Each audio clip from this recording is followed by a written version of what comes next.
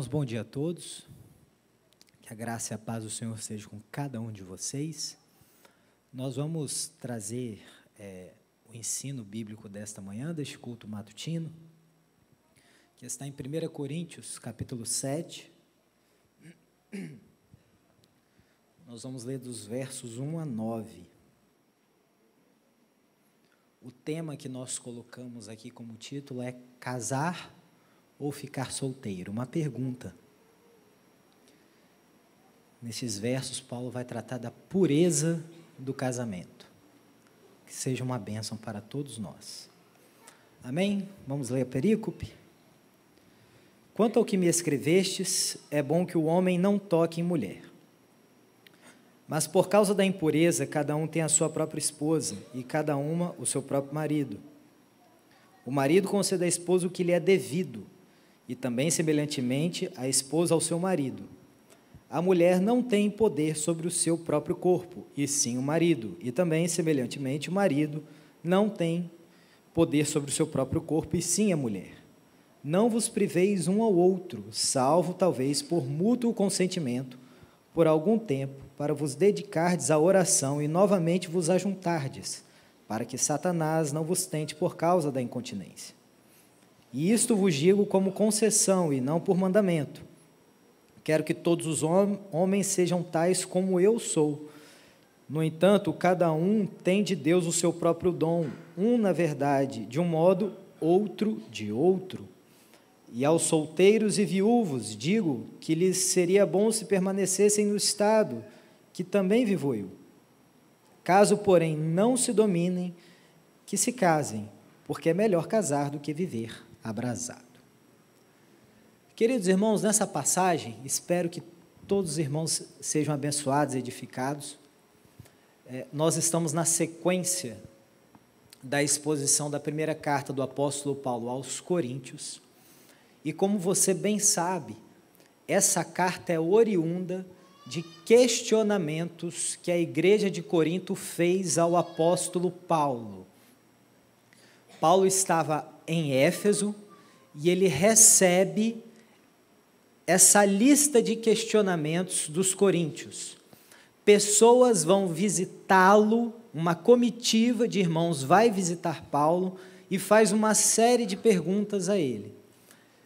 Não somente essa comitiva vai levar perguntas a Paulo, mas, assim como nós lemos aqui no início do capítulo 7, eles também levam uma carta. É a carta dos coríntios ao apóstolo Paulo, que dá origem à carta do apóstolo Paulo aos coríntios. Aqui, Paulo, então, traz perguntas, respostas às perguntas específicas que os irmãos daquela igreja fizeram ao apóstolo Paulo. Dentro dessas perguntas, nós podemos ver em espelho, analisar em espelho, isso é, com base naquilo que Paulo responde, nós podemos presumir aquilo que a igreja perguntou. Então, foi essa pergunta que a igreja fez a Paulo. É para casar-se ou é para ficar solteiro? Resposta: depende. Foi o que nós lemos aqui, porque Paulo vai tratar tanto da questão do celibato, quanto ele vai tratar da questão do casamento, da pureza no casamento. Veja os irmãos aqui.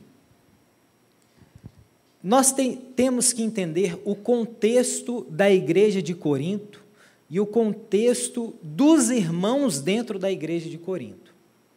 Conforme nós explanamos muito aqui nos primeiros capítulos, especialmente nos capítulos 1, 2 e 3, chegando no 4, do 3 para o 4, nós observamos que Paulo quer desconstruir na ideia dos coríntios a ideia da filosofia grega, da sabedoria que ele chama de sabedoria humana. E ele quer construir na igreja a sabedoria da cruz, a sabedoria que vem de Deus.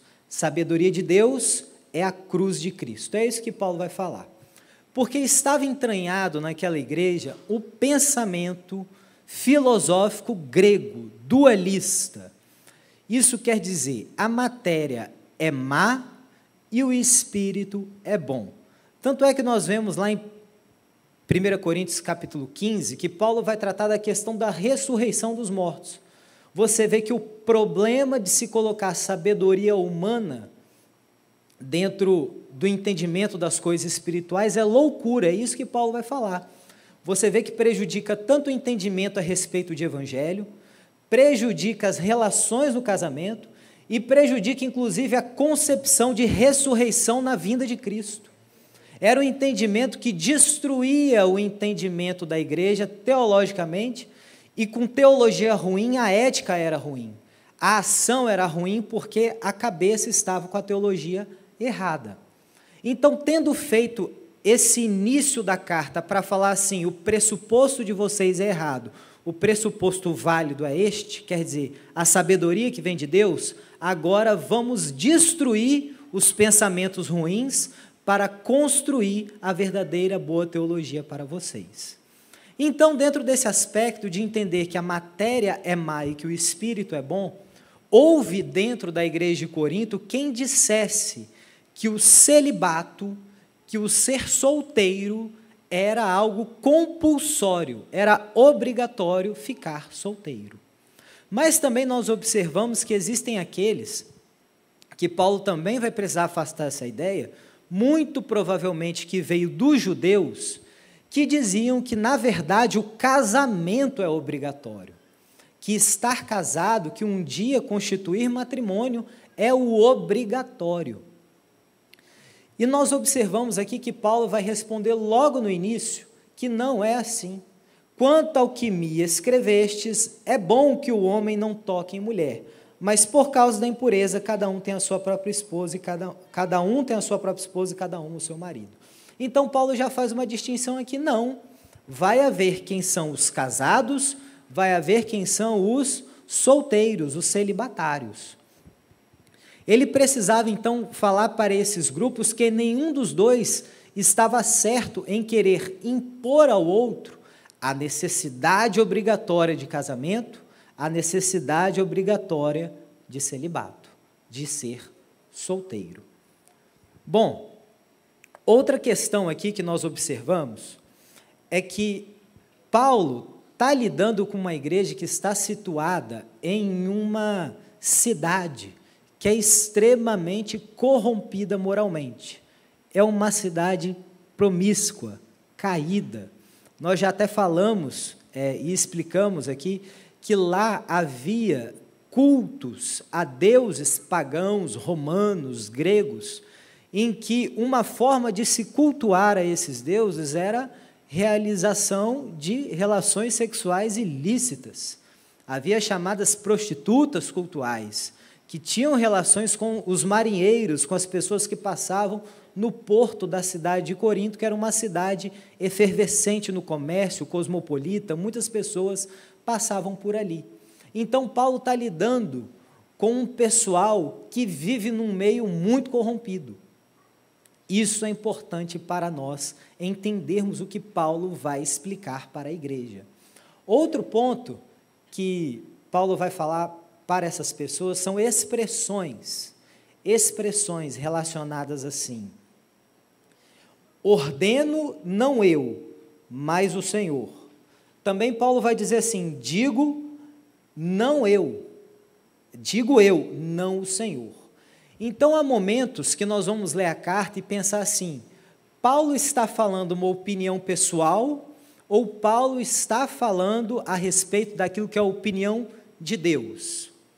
Os críticos vão dizer, os teólogos liberais vão dizer que isso aqui é um exemplo em que Paulo está se utilizando de uma opinião pessoal, portanto, sendo uma opinião humana pessoal, é falível, você não precisa considerar isso aqui como autoritativo no sentido de ser palavra de Deus, é palavra de Paulo. Mas a correta interpretação bíblica, nós entendemos, e é claro isso, que Paulo estava falando de forma inspirada por Deus e com autoridade apostólica. Então, tudo que nós lemos aqui, estamos ensinando aqui, é palavra de Deus. Por que Paulo vai dizer assim, digo eu, não o Senhor, ou então, diz o Senhor, isso aqui não estou falando eu, porque existem momentos no ministério de Cristo, nós vemos, por exemplo, em Mateus, capítulo 5, 31 a 32, Mateus 19, de 1 a 12, Marcos 10, de 1 a 12, Lucas 16, verso 18, o Senhor Jesus dá inúmeros ensinamentos a respeito do casamento e do divórcio. Só que o apóstolo Paulo teve perguntas específicas, e essas perguntas não estavam nas palavras de Cristo. Então, naquilo que o Senhor, que Cristo não ensinou, Paulo vai vir e, com autoridade apostólica, falando da parte de Deus, de forma inspirada, ele fala: a resposta para vocês é essa. Nós não temos, por exemplo, Jesus falando assim: é obrigatório casar, é obrigatório o celibato, uns terão dom para celibato, outros terão dom para casamento. Jesus não tratou disso. Então, o apóstolo Paulo, inspirado por Deus, vai tratar. Então, aqui não está afastada essa questão da inerrância e infalibilidade da Escritura. Muito ao contrário, está confirmada aqui porque Paulo fala autoritativamente da parte de Deus, falando aos irmãos, dizendo assim: é assim e é assado, porque o Senhor não disse e o Espírito de Deus agora está mandando que seja dessa forma. Então, fica afastada também essa questão. Além desses ensinos de Jesus, vejam os irmãos, temos os ensinos de Cristo, o contexto da igreja, e ainda temos outros momentos em que o Novo Testamento, as cartas, vão tratar para nós a respeito do matrimônio. Em Efésios, no capítulo 5, especialmente o apóstolo Paulo fala, de 22 a 24, quando ele compara a união e o matrimônio entre homem e mulher, ao casamento, a união mística, a união espiritual entre Cristo e a igreja. Alguns vão ler e vão ter uma visão pessimista do casamento quando você lê só 1 Coríntios 7. Mas quando você vê Paulo comparando a união entre um homem e uma mulher com a união entre Cristo e a igreja, então ele está valorizando. Você não pode fazer uma interpretação da Bíblia isolada. A nossa interpretação é sempre sistemática. Nós vamos sempre entender a compatibilização dos textos bíblicos. O mesmo vale quando o autor de Hebreus coloca em Hebreus 13, verso 4, assim: digno de honra entre todos seja o matrimônio, bem como o leito sem mácula. Quer dizer, digno de honra é o casamento, o leito conjugal. Dito isso, irmãos, vamos aqui então a esse primeiro ponto. É bom que o homem não toque em mulher. Se você quiser colocar na sua Bíblia, pode fazer a seguinte referência. O verso 1 do capítulo 7 está relacionado aos versos 7 a 9. Paulo começa tratando da questão do celibato e depois ele volta a tratar a questão do dom do celibato relacionado ao dom para casar-se. Então, a gente tem que ler o 1 juntamente com o 7 ao 9. Vamos lá. Quanto ao que me escrevestes, é bom que o homem não toque em mulher. E eu vou explicar isso aqui porque ele fala é bom. Versos 7 a 9. Quero que todos os homens sejam tais como eu sou. Mais uma vez, parece ele valorizando o celibato. No entanto, cada um tem de Deus o seu próprio dom. De Deus, o próprio dom. Um, na verdade, de um modo, outro de outro. E aos solteiros e viúvos, digo que lhes seria bom se permanecessem no estado em que também eu vivo. Caso, porém, não se dominem, que se casem, porque é melhor casar do que viver abrasado. Então, vejam, irmãos, nós observamos que o apóstolo Paulo deixa uma coisa muito clara. O celibato obrigatório, imposto, é proibido. A Bíblia não permite que alguém ou que alguma instituição imponha o celibato para outra pessoa. A Bíblia foi muito clara em dizer que uns têm um dom de Deus para um modo, outros têm um dom de Deus para outro modo. Então, se você já percebeu na sua vida que você tem dom para ser casado, é dom de Deus.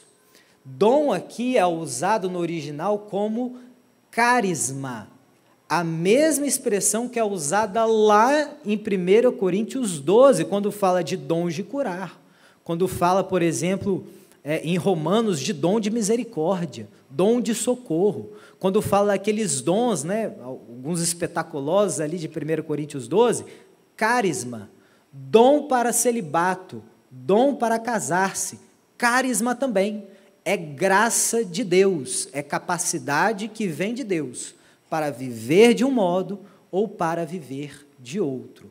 Celibato não é obrigatório, porém, observe os irmãos, celibato é permitido. O problema é que nas igrejas e na sociedade de maneira geral, a gente estigmatiza o celibato, as pessoas que vão viver solteiras. Mas se você começa a fazer bullying, a fazer piada e brincadeira com aquilo que é um dom de Deus na vida da pessoa, isso é pecado, isso é errado. E existem pessoas capacitadas por Deus para viverem solteiras, elas não vão ter união conjugal com nenhuma pessoa, e isso será uma bênção na vida dela. Paulo, inclusive, fala assim, é bom, e recomendo eu que alguns vivem como eu vivo, ou seja, Paulo, em momento algum, é dito que ele, inclusive o texto vai dizer aqui, que ele era casado, quer dizer, ele vivia de forma celibatária, dom de Deus. Inclusive, a gente, quebrando esse tabu, a gente pode olhar para os irmãos e ver virtude neles, e não ver uma pessoa, fulano é muito difícil, por isso que ele não vai casar com ninguém, fulano é uma pessoa complicada, ele não consegue conviver com ninguém. Isso é dom de Deus, é bênção de Deus na vida dele, e ele vai ser uma bênção também na vida da comunidade, sendo celibatário. Outro ponto, irmãos, é que o texto, quando fala da questão de ser celibatário, está falando assim, mas, no final fala, caso, porém, não se dominem, que se casem, porque é melhor viver casado do que abrasado. Então, nós temos que ter a consciência muito clara de que, eu não vou me casar, eu tenho o dom de ser solteiro, mas onde você está satisfazendo o seu desejo sexual? Porque se você estiver se satisfazendo fora do casamento, o que a Bíblia falou? Pecado. Satisfazer-se fora do casamento, seja antes, a Bíblia chama de fornicação. Fora do casamento, a Bíblia chama de adultério. No casamento, já vamos aqui para o 2, para o verso 2 e passando esse primeiro ponto. Dentro do casamento, obrigatório, permitido ou facultativo? O sexo no casamento? Obrigatório. A Bíblia vai dizer que é obrigatório. Por causa da impureza, cada um tem a sua própria esposa e cada uma o seu marido. Observe aqui os irmãos, uma coisa. O casamento, aqui Paulo está dando respostas muito objetivas, conforme nós falamos aqui. O nosso único exercício interpretativo é ver nas poucas palavras do que ele fala, extrairmos todo o conteúdo para nós. Quando Paulo fala assim, o homem tem a sua mulher e a mulher tem o seu marido, o que ele está falando aqui? Que o casamento é monogâmico, que é um homem com uma mulher. Eu acho muito difícil essas religiões, especialmente os que dizem cristãos, ter casamento poligâmico. Um homem com várias mulheres ou uma mulher com vários maridos. A Bíblia deixa claro. Um homem, uma mulher, os dois uma só carne. Outra coisa, espero que eu não saia preso do culto. Um homem com uma mulher. Casamento, à luz da palavra, é heterossexual. Ponto. Não tem discussão. Alguns vão alegar que, porque lá em Romanos, Paulo está falando de situações idólatras, por isso que Paulo condenou a relação homoafetiva. É porque ele está falando da relação homoafetiva no aspecto pagão cultual, uma divindade pagã. O que falou aqui? Um homem e uma mulher. E não está falando nada aqui de relação idólatra. Ele está falando do relacionamento dentro do casamento. Então não vem com essa história não, porque a Bíblia em vários momentos não permite o casamento homossexual, é heterossexual o casamento. Outra coisa, irmãos, a Bíblia aqui em algum momento ordenou uma finalidade reprodutiva para o casamento, para a relação sexual entre homem e mulher? Algum momento assim, vocês vão ter relação para ter filhos.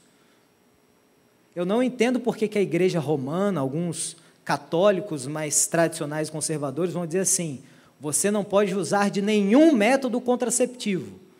O casal não precisa, não pode fazer controle de natalidade.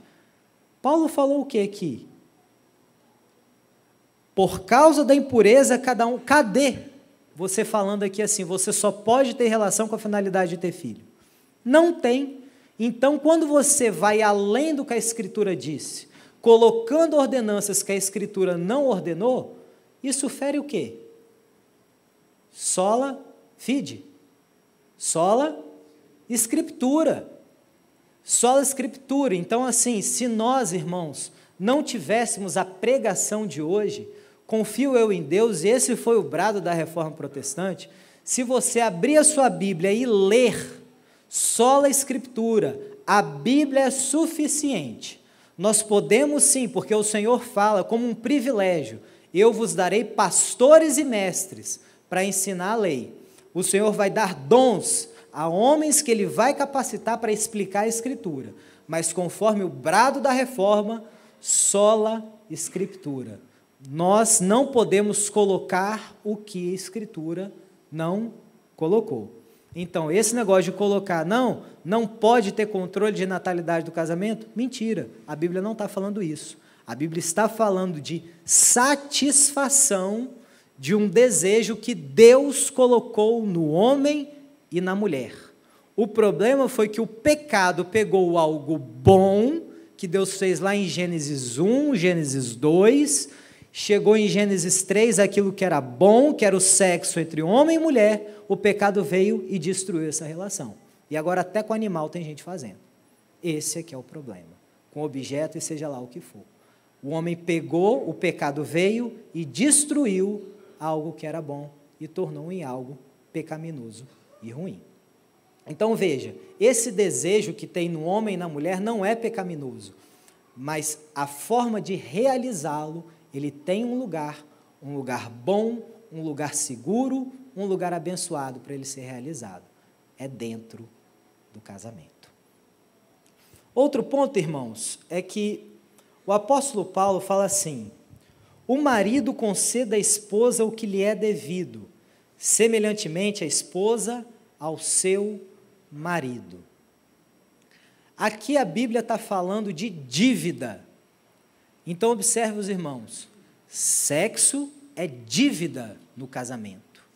Ele não pode ser objeto de chantagem e não pode ser objeto de boicote. Se nós nos utilizarmos desse tipo de subterfúgio no casamento, o nome disso é pecado. Paulo vai falar aqui de forma muito clara, com inspiração, com mandamento divino, dizendo que é obrigatório. Nós vamos ver à frente aqui que sequer para objetivos espirituais você pode ficar muito tempo na abstenção. Então, sexo é dívida dentro do casamento.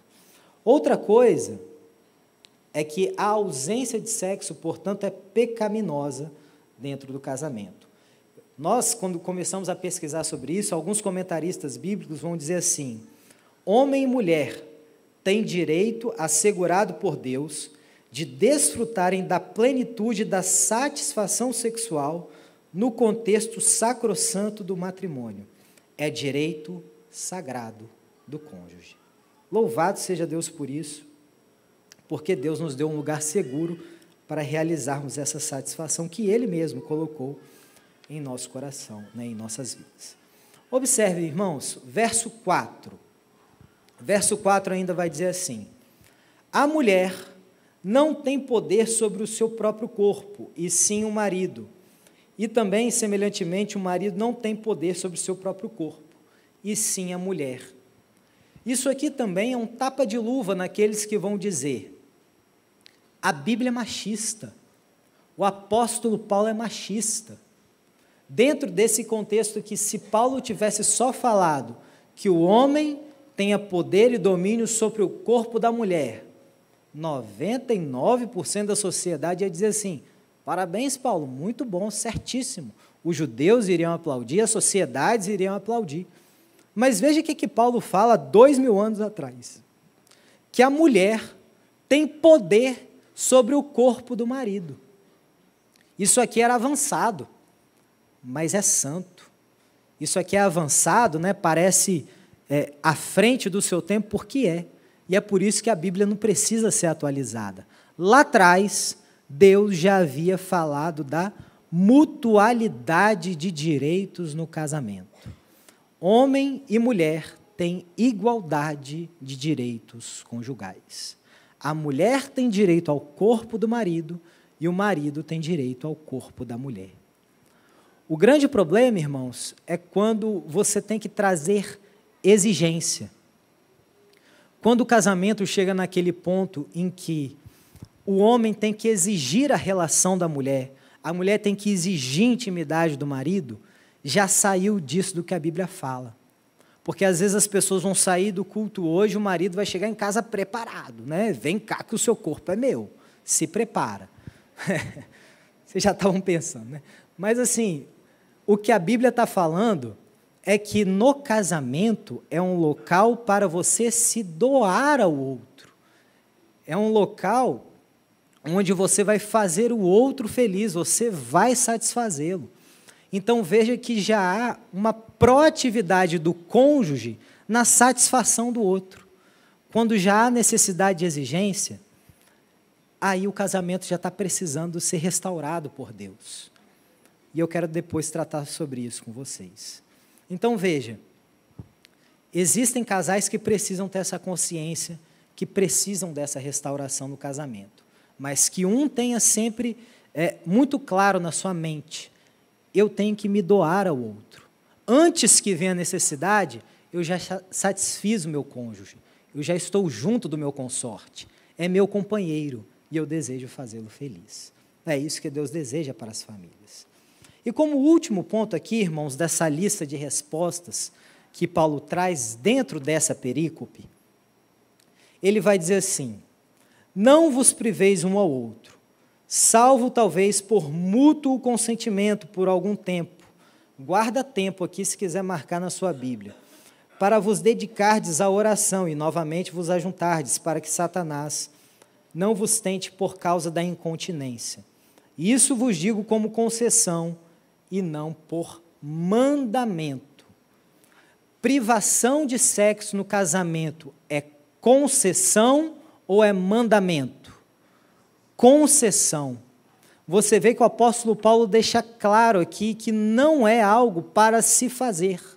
Inclusive, se nunca teve jejum de relação sexual no seu relacionamento, glória a Deus por isso. Não precisa ter. É concessão, não é mandamento. Mas pode acontecer um período de abstenção. Lembra que eu falei para você assim, sublinha aí tempo. Para utilizar tempo aqui, Paulo fala de kairos, ele não fala cronos. Então, o que o apóstolo está falando aqui é que a abstenção da relação entre homem e mulher não é para ser medida cronologicamente, uma vez por semana, periodicamente, não é isso.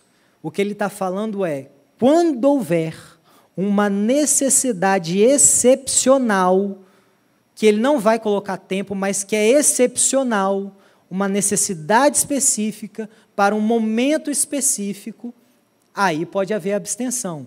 Fora isso, não deve haver cronologia, não é cronos, não tem periodicidade. Não é assim, olha, vamos ficar tanto tempo. conforme a necessidade, há necessidade de abstenção. Acabou-se ali a necessidade, volta-se à regularidade da relação do casamento, que é ter sempre bom e com regularidade. É isso que o Senhor está ensinando para nós aqui. Outra questão é que Paulo parece, né, que ele vai falar assim que o celibato é melhor. Mas veja, irmãos, conforme eu disse, né, ele vai dizer isso aqui do 7 ao 9, é bom que o homem não toque em mulher. Mas veja, Paulo está falando aqui para uma igreja que era muito perseguida, para uma igreja com uma situação religiosa muito desfavorável. Quando nós vemos, por exemplo, pessoas chamando Jesus de Quírios, e ele falando assim, eu encontrei fé em você. Porque essa expressão Quírios era Senhor, mestre, mas você só podia usar essa expressão com o imperador, que era uma divindade, com autoridade. Quando então as pessoas usam isso relacionado a Deus, você está tirando a autoridade divina do imperador e colocando em Jesus. Isso aqui então é importante para nós, porque se Paulo falou bom que o homem não toque em mulher, você tem que analisar o contexto. O contexto era que era uma grande perseguição que a igreja vivia. Além disso, como nós falamos aqui, Corinto era uma cidade muito difícil, muito promíscua, em que o sexo pecaminoso era o tempo todo oferecido para aquelas pessoas. Dentro desse contexto, ele vai falar, é bom. Mas já dentro do contexto de Éfeso, ele vai valorizar o casamento. Em Hebreus, o matrimônio é valorizado, é sacrossanto. Então, dentro desse contexto, Paulo vai falar, é bom. Até porque você vai dizer assim, como assim perseguição? Não tem nada a ver. O marido morreu, o marido sustenta a casa. Aí fica a esposa grávida e com 3 filhos. E aí, como é que vai sobreviver? Dentro desse contexto, de fato, Paulo vai falar assim, é bom, mas não é obrigatório. Por fim, irmãos, a gente tem que tomar cuidado aqui com o que Paulo fala no final, para que Satanás não vos tente por causa da incontinência. É muito triste que nós temos visto no meio cristão que muitos casamentos têm sido destruídos. Destruídos por causa dessa questão da ausência de continência, ou seja, da incontinência. Pornografia que entra na família, que entra na mente das pessoas, o desejo mental reprovável por Deus. Você vê pessoas que são infiéis no casamento e isso destrói famílias. Mas nós temos que analisar o que a Bíblia nos falou. Às vezes nós estamos dando essa brecha e Satanás, que diz a Bíblia, rondando a nossa casa como um leão, como quem possa tragar. Aí você pega o que a Bíblia falou, você faz o contrário. Ele está rondando a sua casa e você abre a porta e diz assim, pode entrar. A Bíblia nos dá uma receita para que o casamento, para que a família seja feliz. E um deles é que vivam intimamente, vivam em companheirismo, vivam em parceria, para que Satanás não entre e destrua a família de vocês. E eu quero trazer, meus irmãos, uma palavra, uma reflexão final, é que o que nós fizemos é simplesmente uma exposição do texto. Está exposto no texto. Mas talvez alguns tenham olhado assim para o texto e até para a exposição e falado assim, mas o meu lar está muito distante disso. A minha família está bem quebrada. O meu relacionamento está rachado, estou distante do meu marido, o amor esfriou, nós não temos mais essa relação de companheirismo. E talvez alguns tenham pensado, esse padrão é tão alto que seja mais fácil desistir do meu casamento. Por que eu fui me casar com essa pessoa? Olha só, eu acho que eu tinha um dom do celibato, era para eu ter ficado solteiro e agora eu estou casado. Mas a palavra do Senhor me autoriza a dizer que você e o seu lar são uma bênção, que o seu marido é uma bênção, que os seus filhos são uma bênção, que Deus vai sustentar a sua casa, que não é momento de você desistir, é momento de você pegar a palavra do Senhor, colocar na sua família e dizer assim: nós vamos lutar pela nossa casa. Se tem algo valioso pelo qual nós podemos lutar, é pela nossa família. Você, marido, a palavra fala que a sua esposa é tão valiosa, a ponto de você ter que chegar a morrer por ela, como Cristo morreu pela igreja. Valorize e lute pela sua família, porque a sua família é uma bênção. Como diz no Salmo 128, bem-aventurado aquele que teme ao Senhor e anda nos seus caminhos. Do trabalho das tuas mãos comerás, feliz serás e tudo te irá bem. Observe agora, tua esposa no interior de tua casa será como a videira frutífera, e teus filhos como rebentos da oliveira, à roda da tua mesa. Eis que será abençoado o varão que teme ao Senhor. Pegue na mão da sua esposa, abraça a sua esposa, abraça o seu cônjuge, diga para ele o quanto você o ama, e que Deus tem o Salmo 128. Estou com você. Deus tem o Salmo 128 para você e para sua família. Vamos orar. Senhor Deus, que a Tua palavra, Senhor, encontre lugar em nosso coração. Que nós tenhamos força para lutar pela nossa casa. Nós sabemos, ó Pai, que o padrão bíblico, ao nos confrontarmos com a nossa fragilidade, pode ser muito difícil para nós. Mas que o Senhor ajude as nossas famílias. Que o Senhor restaure os relacionamentos. Que o Senhor abençoe, ó Pai. E que vivamos a bênção que o salmista falou a respeito daquele varão que teme ao Senhor.